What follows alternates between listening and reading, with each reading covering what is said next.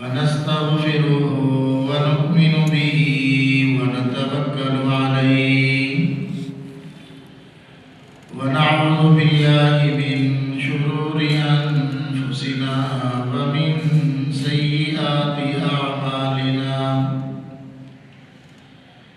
من يهده الله فلا مضل له ومن يضلل فلا هادي له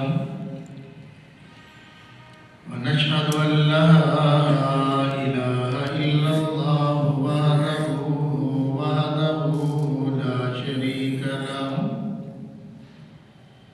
ونشهد أن سيدنا ومولانا محمدا عبده ورسوله اللهم صل على سيدنا ومولانا محمد وعلى آل سيدنا ومولانا محمد وبارك وسلم يا رب صل وسلم دائما أبدا على حبيبك خير الخلق كلهم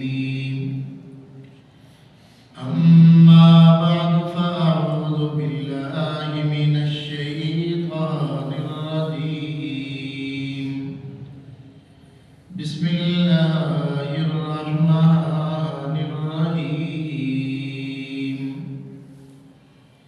ألم يعلم بأن الله يرى وقال رسول الله صلى الله عليه وسلم أن تعبد الله كأنك تراه فإن لم تكن تراه فإنه يراك صدق الله العظيم وصدق رسوله النبي الكريم ونحن على ذلك من الشاهدين والشاكرين والحمد لله رب العالمين معزز اللہ تعالیٰ کا بے حد احسان و کرم ہے کہ اللہ تعالیٰ نے ہم لوگوں کو یہاں پر ایک دینی خدمت کے سلسلے میں جمع ہونے کی توفیق بخشی۔ دعا ہے کہ اللہ اکرم الحاکمین ہمیں نیکی کی مجالس میں اپنی اصلاح کی نیت سے آنے کی توفیق نصیب فرمائے۔ اللہ تعالیٰ نے اس دنیا میں انسان کو پیدا کر کے جب بھیجا تو اللہ نے مختلف طبقات کے اندر انسانوں کو تقسیم فرما دیا۔ مختلف کام مختلف لوگوں کے ذمے من جانب اللہ لگائے گئے۔ کوئی ملازمت طبقہ بنا تو کوئی مالک بن گیا، کوئی کھیتی باڑی کرنے والا بن گیا تو کوئی صنعت کاری کی طرف نکل گیا۔ مختلف طبقات کے اندر ہر آدمی اپنے کام میں لگا ہوا ہے اور کام کر رہا ہے۔ ان تمام طبقات میں سے بہترین طبقہ وہ ہے جو اللہ تعالیٰ کے قرآن کی خدمت میں لگا ہوا ہے۔ صرف بہترین نہیں بلکہ کائنات کا خوش قسمت طبقہ ہے جن کو اللہ تعالیٰ نے اپنے کلام اللہ کی خدمت کے لیے منتخب کر لیا، اور اس میں قرآن کریم کی خدمت کرنے والے ان کا کوئی کمال نہیں بلکہ یہ اللہ تعالیٰ کا احسان اور اس کا کرم ہے۔ آپ حضرات پڑھاتے رہتے ہیں، پڑھا بھی ہے۔ قرآن کریم میں اللہ تعالیٰ نے اعلان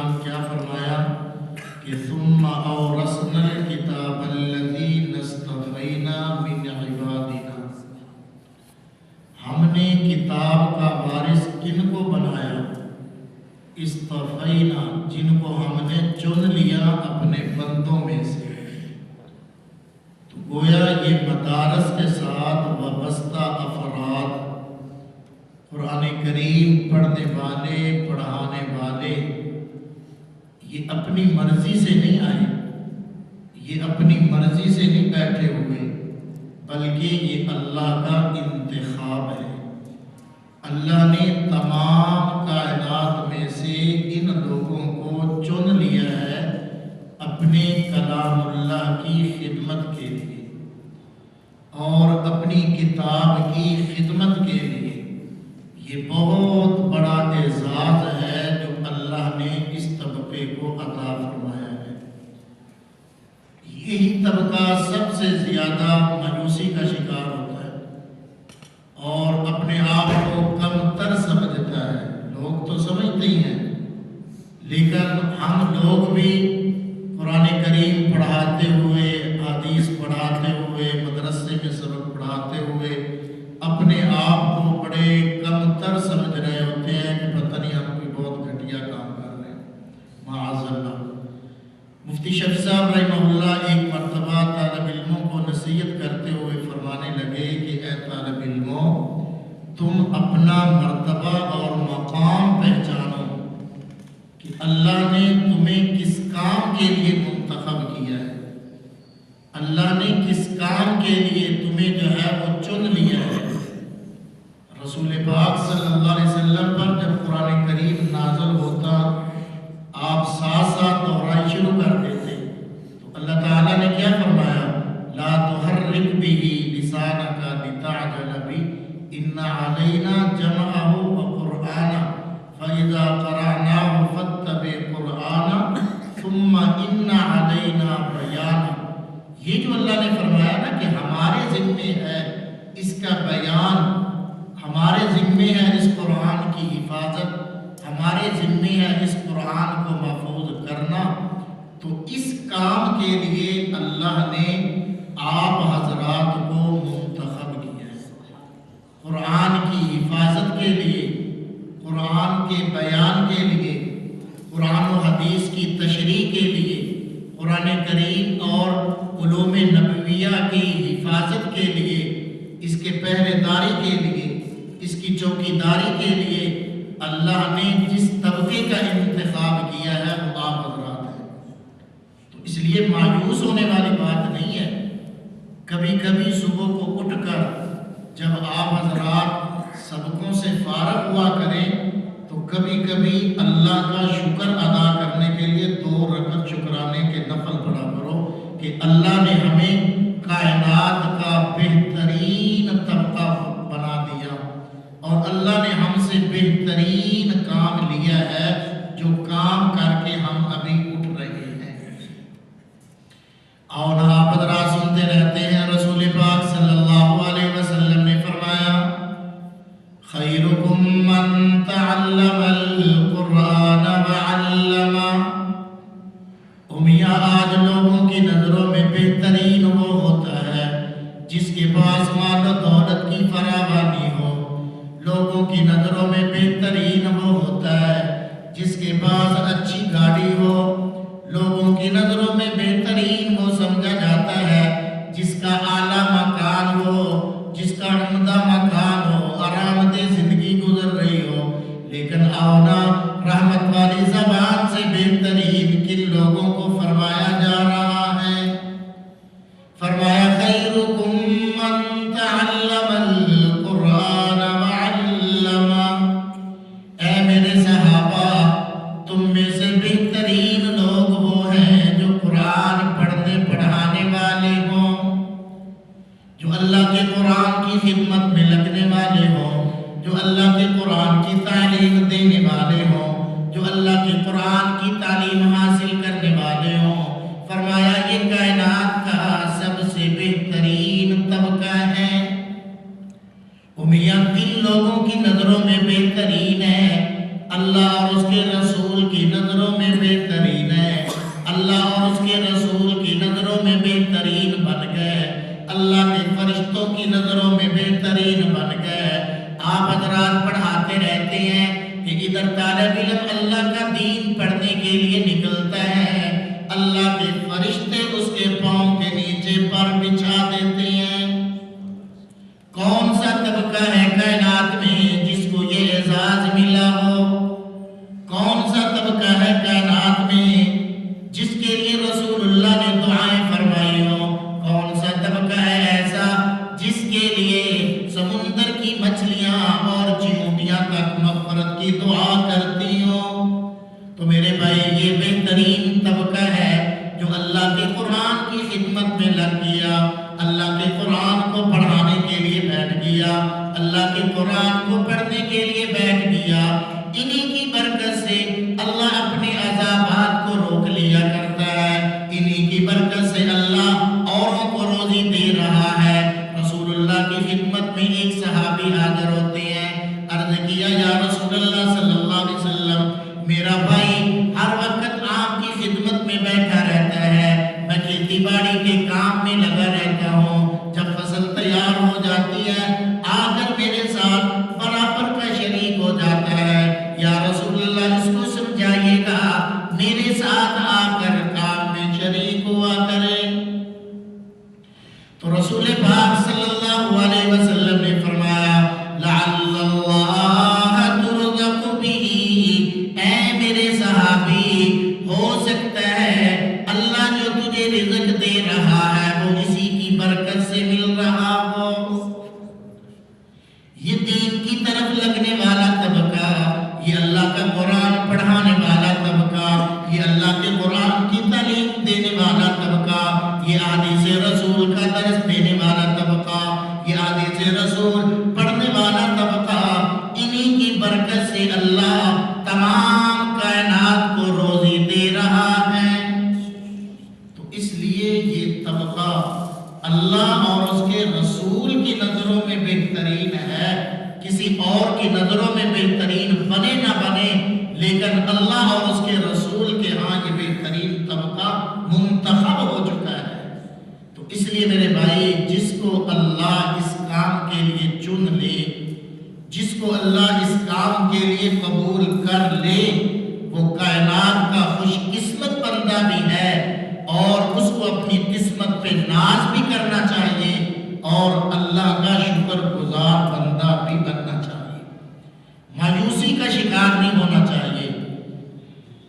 مفتی رشید احمد گنگوہی رحمہ اللہ کی خدمت میں ایک مدرس ایسے ہی تشریف لائے اور بڑا ڈھیلا منہ کیا ہوا، بڑی مایوسی کا شکار ہیں، تو فرمانے لگے حضرت ہم تو کوئی دین کی اتنی بڑی خدمت نہیں کر رہے، نورانی قاعدہ پڑھاتے ہیں، تو یہ کوئی اس کے ذہن میں تھا کہ یہ کوئی دین کی بڑی خدمت نہیں ہے۔ تو حضرت نے فرمایا میاں میری نظروں میں اللہ کی رضا کے لیے بخاری پڑھانا، نورانی قاعدہ پڑھانا ایک ہی درجہ رکھتا ہے۔ یہ نورانی قاعدہ پڑھانے والے معمولی نہیں ہے، یہی تو بنیاد ہے، یہی تو بنیاد ڈالنے والا طبقہ ہے، یہی تو بنیادی طور پر اس بچے کی زبان پہ اللہ کا نام جاری کرنے والا طبقہ ہے، یہی تو بنیاد بن رہا ہے۔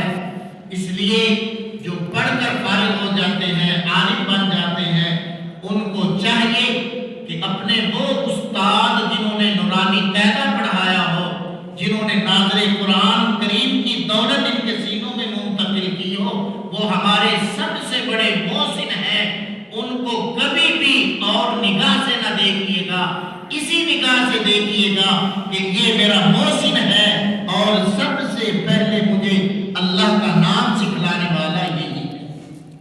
اس کی قدر کرنی چاہیے، اس کو عزت کی نگاہ سے دیکھنا چاہیے۔ آج ہمارے ہاں بخاری پڑھانے والے کو استاد سمجھا جاتا ہے، فراغت کے بعد جس سے ہم نے کتابیں پڑھی ہیں اس کا احترام ہے، نام یہاں جس نے نورانی قاعدہ پڑھایا، ناظرہ قرآن پڑھا دیا، وہ ہمارا سب سے بڑا محسن ہے، ہمیں اس کی قدر کرنے کی ضرورت ہے، کبھی بھی اس کی بے ادبی نہیں کرنی چاہیے۔ تو اللہ تعالیٰ نے ہمیں اس کام، پھر ایک اور حدیث آپ حضرات سنتے رہتے ہیں، فرمایا رسول پاک صلی اللہ علیہ وسلم نے فرمایا لا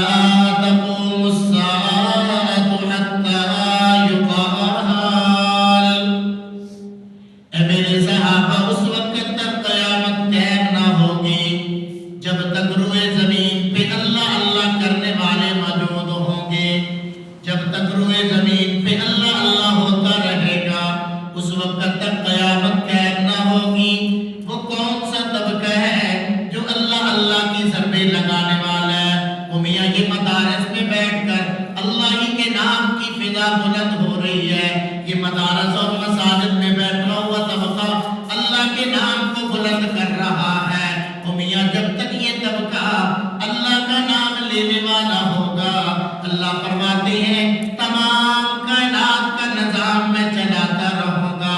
जब ये तबका खत्म हो जाएगा अल्लाह का नाम लेने वाला कोई ना होगा, अल्लाह का नाम किसी की ज़बान पर ना होगा, फिर इस कायनात को बाकी रखना अल्लाह को मंजूर ना होगा। ये तमाम का तमाम निज़ाम खत्म कर दिया जाएगा। तो सबसे ज़्यादा अल्लाह का नाम कहाँ लिया जा रहा है? मसाजिद और मदारिस में। तो आप हज़रात को अल्लाह ने इस काम के लिए मुंतखब किया है, इस लैन के लिए चुना है। तो इसलिए मायूसी का शिकार नहीं होना बल्कि अल्लाह का शुक्रगुजार बंदा बनना है। हमारा सबसे कीमती वक्त वो है जो अल्लाह के दीन की खिदमत के लिए गुजर गया। ये सबसे बेहतरीन वक्त है, सबसे कीमती लम्हात हैं जो अल्लाह के दीन की खिदमत के लिए हमारे लग गए। बाकी तो जो है वो किसी खाते में नहीं है। आप हज़रात ने पढ़ा है, पढ़ाते रहते हैं कि रसूल पाक सल्लल्लाहु अलैहि वसल्लम घर में तशरीफ लाए, सदके का जो है वो कुछ गोश्त था वो तकसीम कर दिया गया। हज़रत आयशा रज़ियल्लाहु तआला अन्हा फरमाती हैं रसूलुल्लाह को दस्ती का गोश्त पसंद था, वो रख लिया गया। तो आप सल्लल्लाहु अलैहि वसल्लम ने फरमाया वो क्या बना गोश्त का? अर्ज़ किया जी वो सब का सब तकसीम कर दिया, थोड़ा सा आपके लिए दस्ती का गोश्त रखा हुआ है वो बाकी है। रसूल पाक सल्लल्लाहु अलैहि वसल्लम ने फरमाया नहीं, जो अल्लाह के नाम पे दे दिया वो बाकी है, जो अपने लिए रख लिया वो बाकी नहीं है। तो मियाँ आपकी जिंदगी के वो लम्हात जो अल्लाह के लिए कबूल हो गए वो बाकी हैं। बाकी जिंदगी के लम्हात वो हमारे नहीं हैं, वो किसी और के काम आ रहे हैं। तो इसलिए पहली गुजारिश तो यही है कि मदारस वाले हज़रात इनको मायूस नहीं होना चाहिए।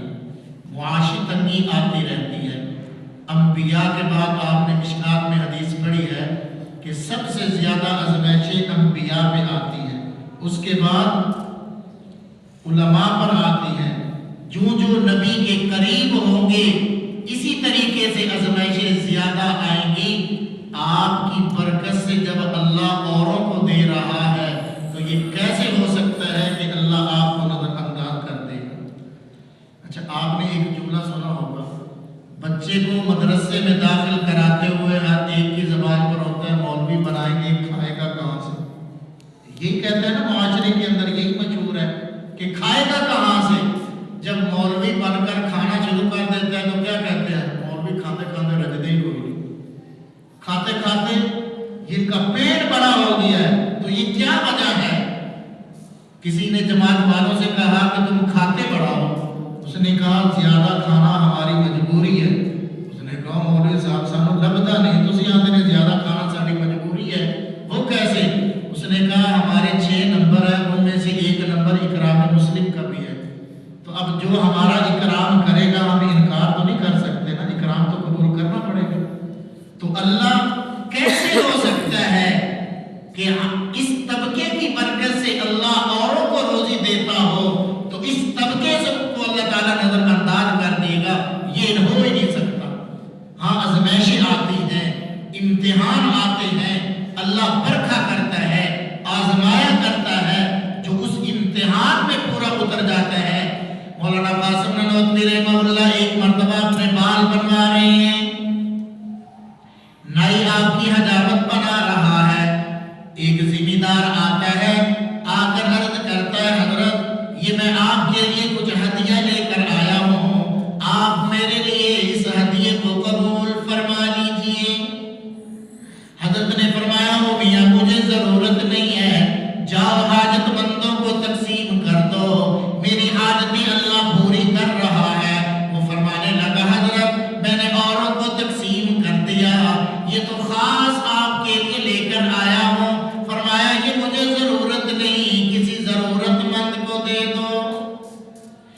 جاتے ہوئے حضرت کی جوتیوں میں پیسے رکھ کر چلا جاتا ہے. جب حجامت سے فارغ ہو کر جوتی پہننے لگتے ہیں، پاؤں کے نیچے سے کوئی چیز لگتی ہے، جوتی کو اٹھا کر دیکھا اس میں مال و دولت پڑا ہوا ہے. نائی کو کہنے لگے او میاں، دنیا تم بھی کماتے ہو، دنیا ہم بھی کماتے ہیں، تم دنیا کے پیچھے بھاگتے ہو، وہ آگے آگے جاتی ہے. ہم دنیا کو ٹھوکر مارتی ہے، ہمارے پاؤں میں آتی ہے، ہمارے قدموں میں آتی ہے. او میاں تم اللہ کے بن جاؤ، تمام کائنات کو اللہ تمہارا کر دے گا. ارشاد نبوی ہوتا ہے من کان للہ کان اللہ لہ. وہ لوگ جو اللہ کا ہو جاتا ہے اللہ اس کا ہو جایا کرتا ہے. تم اللہ کے ہو کر تو دیکھو، اللہ سے لو لگا کر تو دیکھو، اللہ کے سامنے جھک کر تو دیکھو، اللہ سے مانگنے والے بن کر تو دیکھو، تمام تر ضروریات تمہاری اللہ پوری کر دے گا. تو اللہ جل شانہ کبھی بھی آپ کو پریشانیوں میں مبتلا نہیں کرے گا. اس لیے یہ ذہن سے نکالیے گا کہ ہم کوئی معمولی کام کر رہے ہیں، بہت بڑا کام ہے جس کے لیے اللہ نے آپ حضرات کو منتخب کیا ہے. پھر جتنی بڑی ذمہ داری ہوتی ہے، جتنا بڑا منصب ہوتا ہے، اتنے ہی زیادہ اس کے آداب اور احتیاط ہوتی ہے. رسول پاک صلی اللہ علیہ وسلم کی تعلیمات کا ایک حصہ یہ بھی ہے کہ آپ جب کسی علاقے کا کسی کو گورنر بناتے، کسی کو حاکم بنا کر بھیجتے، کسی کے ذمے کوئی منصب لگاتے، تو آپ صلی اللہ علیہ وسلم اس کے مطابق اس کو نصیحتیں بھی فرمایا کرتے تھے. حضرت معاذ بن جبل رضی اللہ تعالیٰ عنہ فرماتے ہیں رسول پاک صلی اللہ علیہ وسلم نے مجھے یمن کا حاکم بنا کر بھیجا. جب رسول اللہ نے مجھے روانہ فرما دیا، پیچھے سے ایک آدمی کو دوڑایا. وہ میرے پاس آ کر اس نے کہا رسول اللہ آپ کو واپس بلاتے ہیں. میں واپس آیا، آپ صلی اللہ علیہ وسلم نے ارشاد فرمایا اے معاذ تجھے میں یمن کا حاکم بنا کر بھیج رہا ہوں، خبردار میری اجازت کے بغیر کوئی چیز نہ لینا. پھر اس موقع پر رسول اللہ نے فرمایا وَمَن يَغْلُلْ يَأْتِ بِمَا غَلَّ يَوْمَ الْقِيَامَةِ. اے معاذ اللہ کا یہ فرمان کانوں میں جما لینا، جو خیانت کرے گا کل قیامت کا دن ہوگا، وہ خیانت کو لے کر اللہ کی بارگاہ میں حاضر ہوگا. میاں اللہ نے ہمیں اس منصب پر بٹھایا، اللہ نے جو ذمہ داری ہمیں دی، اس ذمہ داری کا تقاضا سب سے بڑا یہ ہے کہ امانت داری کو مد نظر رکھا جائے، خیانت کو قریب نہ آنے دیا جائے. اللہ کا اعلان ہوتا ہے یعلم خائنۃ الاعین وما تخفی الصدور. اے میرے بندو میں تمہاری آنکھوں کی خیانت کو بھی جانتا ہوں، تمہارے دل میں چھپے ہوئے ارادوں کو بھی جانتا ہوں. جس ذمہ داری کو لے کر ہم چلے ہیں، جو ذمہ داری ہمارے کندھوں پہ ڈالی گئی، جس ذمہ داری کے لیے ہمیں ہمارے اکابر نے منتخب کیا، جس کام کے لیے انہوں نے ہم پر اعتماد کیا، اس پہ پورا اترنے کی کوشش کیجیے گا. امانت داری کو مد نظر رکھیے گا. اپنے شاگردوں اور شاگردنیوں کو یہ بتا دیجیے او میاں سب سے پہلا سبق یہی ہے کہ امانت داری کو کبھی بھی ہاتھ سے جانے نہ دینا. سب سے بڑی ذمہ داری اس منصب کی وہ امانت داری ہے. ہمارے پاس آنے والے طالب علم وہ ہمارے پاس امانت ہے. ہمارے پاس آنے والے طالب علم وہ قوم کی امانت ہے. انہوں نے ہمارے پاس بھیجا ہے کچھ بنانے کے لیے کہ ہمارے بچوں کو کچھ بنا دے. ہارون الرشید اس کا بیٹا مامون الرشید ایک جگہ پہ پڑھتا تھا، تو چیک کرنے کے لیے ہارون الرشید پہنچا کہ کیا پڑھ رہا ہے؟ ظہر کا وقت تھا۔ ہارون الرشید کی جب سواری پہنچی تو دور سے دیکھا کہ بیٹے کے ہاتھ میں لوٹا ہے پانی کا اور وہ استاد کو وضو کرا رہا ہے۔ استاد اپنے ہاتھوں سے پاؤں مل رہا ہے، وہ پانی ڈال رہا ہے۔ ہارون الرشید نے سواری کو کھڑا کیا، منظر دیکھتا رہا۔ تھوڑی دیر کے بعد جب وضو مکمل ہوا، سواری سے اترا، ہارون الرشید آگے بڑھا، استاد سے مصافحہ کیا۔ استاد نے جب ہارون الرشید کو دیکھا کانپ اٹھے، پسینہ چھوٹ گیا کہ بادشاہ کیا کہے گا کہ میں اس کے بیٹے سے کام لے رہا ہوں۔ ہارون الرشید نے کہا استاد محترم میں کیا دیکھ رہا ہوں؟ میں نے اپنے لخت جگر کو آپ کے پاس کچھ سیکھنے کے لیے بھیجا ہے، آپ اس کو کیا سکھا رہے ہیں؟ اب اور وہ ڈر گیا۔ ہارون الرشید کہنے لگا استاد محترم میں نے یہ منظر دیکھا کہ آپ وضو فرما رہے ہیں، میرا بیٹا پانی ڈال رہا ہے، آپ اپنے ہاتھوں سے اپنے پاؤں کو مل رہے ہیں، یہ آپ نے کیا ادب اس کو سکھا دیا؟ اس کو آپ نے یوں کیوں نہ کہہ دیا کہ ایک ہاتھ سے پانی ڈالتا دوسرے ہاتھ سے آپ کے پاؤں ملتا؟ یہ اداب سکھلانے کے لیے لوگوں نے اپنے بچوں کو ہمارے سپرد کیا ہے، لوگوں نے اپنے جگر کے ٹکڑے ہمارے حوالے کیے ہیں کہ ان کو اللہ کا تعلق قائم کیجئے، ان میں اللہ کا تعلق قائم کرتے ہوئے ان کو باادب بنائیے گا، ان کو ادب سکھائیے گا۔ مدارس کی چار دیواری میں رہتے ہوئے کم از کم اس کی مشق تو کرا دیجئے گا کہ سب کچھ کرنے دھرنے والی ایک اللہ کی ذات ہے۔ اگر مدارس میں آنے والے بچے کو یہ چیز حاصل نہ ہوئی کہ سب کچھ کرنے دھرنے والی اللہ کی ذات ہے، او میرے بھائی اس نے پھر اللہ کا تعلق حاصل نہ کیا۔ ایک صحابی، آخر وقت ہے، بخاری شریف کے اندر دوسری جلد کے اندر یہ بات ہے، فرمانے لگے بیٹا جب میرا انتقال ہو جائے تو میرے مولا سے پھر رابطہ قائم کر لیا کرنا، جب بھی کوئی ضرورت آئے، جب بھی کوئی مشکل آئے میرے مولا سے رابطہ قائم کر لینا۔ اس نے عرض کیا ابا جان آپ کا مولا اور دوست کون ہے؟ تو وہ فرمانے لگے او میرے لخت جگر وہ رب العالمین ہے جو تمام کائنات کی بجلیاں بنانے والا ہے۔ فرمایا کہ او میرے لخت جگر جب بھی تجھے کوئی مشکل پیش آئے اللہ سے رابطہ قائم کر لینا، تیری تمام مشکلیں دور ہو جائیں گی۔ یہی بات عمر بن عبدالعزیز رحمہ اللہ اپنی اولاد کے بارے میں فرماتے ہیں کہ اے لوگو میں نے اپنی اولاد کو اللہ سے مانگنا سکھا دیا، جب بھی کوئی مشکل آئے گی ان کو اللہ سے مانگنا آتا ہوگا، مانگنا ان کا کام ہوگا، تمام تر بجلیاں بنانا اللہ کا کام ہوگا۔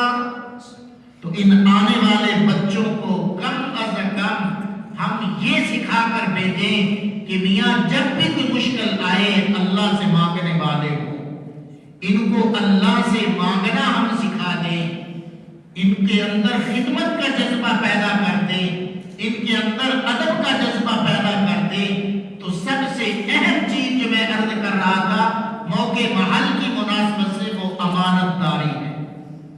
ہم خود بھی امانت دار بن جائیں، اپنے پڑھنے والے شاگردوں کے اندر بھی یہ صفات منتقل کریں، اور یہ فطری عمل ہے کہ شاگرد ہمیشہ اپنے استاد کی صفات کو اپنے اندر منتقل کرتے ہیں، شاگرد اپنے اندر اپنے اساتذہ کے کردار کو منتقل کرتے ہیں، شاگرد اپنے اساتذہ کی عملی زندگی کو اپنے اندر منتقل کرتے ہیں۔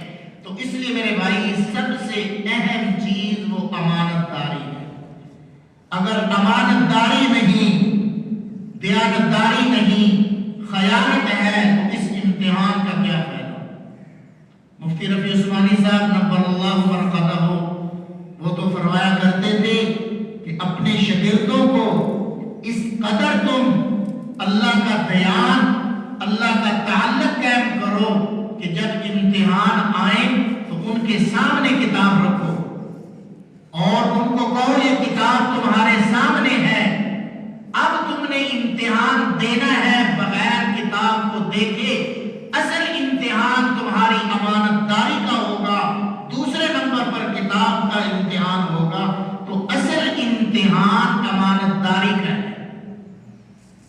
اصل امتحان یہاں پر ہے کہ 8 سالوں میں کیا حاصل کیا، 4 سالوں میں کیا پڑھا، 2 سالوں میں کیا تعلیم حاصل کی۔ اگر اللہ کا اتنا بیان بھی نصیب نہ ہوا کہ میرا اللہ مجھے دیکھ رہا ہے، تو میرے بھائی مدارس کی 4 دیواری میں رہ کر اگر یہ حالت ہے تو کوئی امید نہیں کہ باہر نکل کر یہ لوگوں کے مالداری کے اندر امانت داری دکھائے گا۔ ایک اللہ والے کے بارے میں آپ حضرات سنتے رہتے ہیں، انہوں نے اپنے مریدین کو مراقبہ کرایا، اللہ علم یعلم بأن اللہ یرا، اس آیت کا کہ کیا وہ نہیں جانتے کہ اللہ دیکھ رہا ہے۔ اس آیت کا 40 دن تک مراقبہ کرایا، مراقبہ کرانے کے بعد ان کو بلایا، چلہ پورا ہو گیا، اب امتحان ان کو پرکھا، ان کا امتحان لیا کہ کس قدر اس مراقبے میں کامیاب ہے۔ 2 کبوتر دیے، ایک کبوتر دیا، جاؤ ایسی جگہ پہ ذبح کر کے آنا ہے جہاں پر تمہیں کوئی دیکھنے والا نہ ہو۔ اب ایک نے تو بڑی احتیاط کی، رات کا انتظار کیا، دروازہ بند کیا، بتیاں بند کر دی اور اندھیرے میں کبوتر کو ذبح کیا کہ اب تو کوئی دیکھنے والا نہیں، وہ ذبح کر کے لے آیا۔ دوسرے صوفی صاحب ویسے ہی زندہ لے کر صبح کو حضرت کی خدمت میں پہنچ گئے، تو اب دونوں کو حضرت نے پوچھا، ہاں بھائی کام کر آئے؟ جی کر آئے۔ جس نے ذبح کیا اس سے پوچھا، اس نے کہا حضرت میں نے بڑا اہتمام کیا، رات کے اندھیرے کا انتظار کیا، بند کمرہ کیا، لائٹیں بند کر دی، میرے علاوہ اور کوئی بھی نہیں تھا، میں نے اس اندھیرے میں کبوتر کو ذبح کر کے لایا ہوں، کوئی دیکھنے والا نہیں تھا۔ دوسرے صوفی صاحب کو کہا بھی آپ زندہ لے کر آ گئے، کیا آپ کو کوئی ایسی جگہ نہیں ملی تھی؟ اس نے کہا حضرت میں نے ہر جگہ کوشش کی ہے کہ مجھے کوئی دیکھنے والا نہ ہو، جب بھی میں نے اندھیرے کا انتظام کیا، جب بھی میں نے تنہائی کا اہتمام کیا، تو مجھے وہ 40 دن کا مراقبہ سامنے آ جاتا کہ نامیاں ایک ذات ہے جو تجھے دیکھ رہی ہے، وہ اللہ تجھے دیکھ رہا ہے۔ فرمایا حضرت میرے ذہن میں یہی آیت گونجتی رہتی، الم یعلم بأن اللہ یراہا، کیا وہ نہیں جانتا جو اللہ کے رسول کو ٹھکرا رہا ہے کہ اللہ تعالیٰ دیکھ رہا ہے۔ حضرت میں نے رات کے اندھیروں میں سوچا کہ مجھے اللہ دیکھ رہا ہے، دن کی روشنی میں سوچا تب بھی یہ بات سامنے آئی کہ اللہ دیکھ رہا ہے، ہر جگہ پہ اللہ دیکھنے والا تھا۔ وہ میرے بھائی آنا یہ بچوں کے ذہنوں میں بٹھا دو کہ اللہ دیکھنے والا ہے۔ امتحان کے سینٹر میں بیٹھنے والے ہو یا لیٹرین میں بیٹھ کر بوٹی لگانے والے ہو یا موبائلوں پہ بوٹی لگانے والے ہو یا قمیض کے کرتوں پہ لکھ کر لانے والے ہو یا اپنی باسکٹ کی جیبوں میں پرچیاں ڈال کر لانے والے ہو، تمام کے تمام مناظر اللہ دیکھ رہا ہے۔ اللہ تو اعلان فرماتا ہے ان اللہ بصیر بالعباد، اللہ اپنے بندوں کو دیکھنے والا ہے۔ اور ایک مقام پہ اللہ نے کیا فرما دیا، فرمایا وَاللَّهُ بِغَافِلٍ عَمَّا تَعْمَلُونَ، اے لوگوں جو بھی تم عمل کر رہے ہو، جو کام بھی تم کر رہے ہو، اللہ تمہارے اعمال سے غافل نہیں ہے، اللہ کو ہر خبر ہے، تمہارے ہر اعمال پہ نظر ہے، تمہیں تنہائی میں دیکھنے والا، جلوت اور خلوت میں دیکھنے والا، مجموع میں دیکھنے والا، تنہائیوں میں دیکھنے والا، تمہارے ایک ایک عمل پہ اللہ کی نظر ہے۔ وہ میاں اگر بچے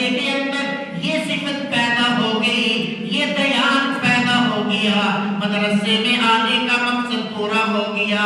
اگر وہ مدارس کی زندگی میں رہ کر بوٹی لگانے والا ہوگا، خیانت کرنے والا ہوگا، تو اس کے بارے میں پھر استاد کو فکر مند ہونے کی ضرورت ہے کہ میں نے اپنے بچوں کو کیا سکھایا، انہوں نے کیا حاصل کر لیا. تو اس لیے یہ دھیان قائم کرنا ہے کہ اللہ دیکھ رہا ہے. امتحانی سینٹر میں نگران کی نگاہ پڑے یا نہ پڑے، لیکن اللہ دیکھ رہا ہے. اور اگر ہم امتحان لینے والوں نے بھی طرفداری کا مظاہرہ کیا، وفاق کی ذمہ داری پہ پورے نہ اترے، تو وہ بھی مد نظر رکھیں کہ اللہ دیکھ رہا ہے. کہ ڈنڈی تو نہیں مار رہے، دل کا جھکاؤ کسی طرف ہو تو نہیں رہا، کسی کی طرفداری تو نہیں کر رہے، یہ اللہ دیکھ رہا ہے. اگر تم نے خیانت کی، بددیانتی کی، تو میاں تم فیل ہو گئے. چاہے 100 نمبر لے کر تم کاملوں کے اندر پاس ہو جاؤ، لیکن اللہ اور اس کے رسول کی نظروں میں فیل سمجھے جاؤ گے. پھر آپ حضرات پڑھتے رہتے ہیں، سنتے رہتے ہیں، پڑھاتے رہتے ہیں. عبداللہ ابن عمر رضی اللہ تعالی عنہما تشریف لے جا رہے ہیں. سفر میں بھوک لگی دوپہر کو، تو دیکھا کہ سامنے سے ایک بکریاں چرانے والا نظر آیا. خادم کو بھیجا کہ جاؤ اس کو کہو ہمیں دودھ دے دے بکریوں کا، ہم مسافر ہیں. دودھ لینے کے لیے گئے. اس نے کہا میں دودھ نہیں دے سکتا، میں ملازم ہوں، مالک نہیں ہوں. تو جب اس نے آ کر یہ بات بتائی تو عبداللہ ابن عمر رضی اللہ تعالی عنہما وہ چکنے ہوئے کہ یہ کوئی معمولی بندہ نہیں ہے، اس کا امتحان لینا چاہیے. خود تشریف لے گئے. فرمایا میاں دیکھو ہم مسافر ہیں، ہمیں بھوک لگی ہوئی ہے، آپ پیسے لے لیں، ہمیں بکری بیچ دیں، ہم اپنی ضرورت پوری کر لیں گے. پیسوں سے تم اپنی ضرورت پوری کر لینا. تمہارا مالک کون سا یہاں پر ہے جو دیکھ رہا ہے؟ اس وقت عام طور پر ہوتا ہی رہتا تھا، جنگل سے بھیڑیا آتا اور بکری کو اٹھا کر لے جاتا تھا. تو مالک کو کہہ دینا کہ بھیڑیا آیا تھا، ایک بکری کو اٹھا کر چلا گیا، میں نے بہت کوشش کی، نہیں بچا سکا. تمہارا کام بھی بن جائے گا، ہمارا کام بھی بن جائے گا. تو ایک بکریاں چرانے والے نے کیا جواب دیا؟ آج یہی جواب ہم اپنے بچوں کے ذہنوں میں نقش کر دیں. وہ کہنے لگا یبن المالک این اللہ، اے شہزادے بتا میرا مالک نہیں دیکھ رہا تو اللہ کہاں گیا؟ میرا مالک نہیں دیکھ رہا تو بتائیے گا اللہ کہاں گیا؟ اگر میرا مالک دیکھنے والا نہیں، میرا اللہ تو میرے عمل کو دیکھ رہا ہے نا. میں چند پیسے کما لوں گا، اپنی ضرورتیں پوری کر لوں گا، اپنے مالک کے مال میں بھی میں نے خیانت کی، اللہ کی بارگاہ میں بھی جواب دے ہوں گا. تو یہ جملہ یاد کرواؤ، یبن المالک این اللہ، اے شہزادے بتا اللہ کہاں گیا. تو آؤ نا میرے بھائی، ہمارا سب سے پہلا امتحان امانت داری کا ہے. دیانت داری کا امتحان پہلے ہے، وفا کا امتحان بعد میں ہے. دیانت داری کے امتحان دینے کا وقت آیا. یہ امتحان لینے والا خود خدا ہے. آؤ نا اب ہم دیکھنا اللہ چاہتا ہے کہ میرے بندوں کے اندر کس قدر امانت داری پیدا ہو گئی. امت کی ذمہ داری تمہارے سپرد ہونے والی ہے. امت کی ذمہ داری اللہ تمہارے بندوں پہ ڈالنے والا ہے. لہذا اس امتحان میں، اس امانت داری میں پورے اترو گے، اللہ تمہیں یہ امانت سپرد کر دے گا. فرمایا رحمت عالم صلی اللہ علیہ وسلم نے اذا وسد الامر الى غیر اہلہ فانتظر الساعہ. اے میرے صحابہ، جب نہ اہلوں کے کام سپرد کیا جانے لگے تو پھر قیامت کا انتظار کرنا. تو اگر ہم اس اہل نہ ہوئے تو میرے بھائی ہر سال وفات کا امتحان دینے والے سینکڑوں کی کے لیے چند ایک منتخب ہوتے ہیں، باقی کدھر گئے؟ وہ اللہ کی طرف سے ٹھکرا دیے جاتے ہیں، وہ اللہ کے ہاں منظور نہیں ہوتے، اللہ کے ہاں قابل قبول نہیں ہوتے۔ قابل قبول وہ ہوگا جو اس ذمہ داری کا اہل ہوگا، جو اس بوجھ کو اٹھانے والا ہوگا، تب اللہ اس کے کندھوں پہ امت کی ذمہ داری کا بوجھ ڈالتا ہے۔ تو اس لیے سب سے اہم چیز وہ امانت داری ہے۔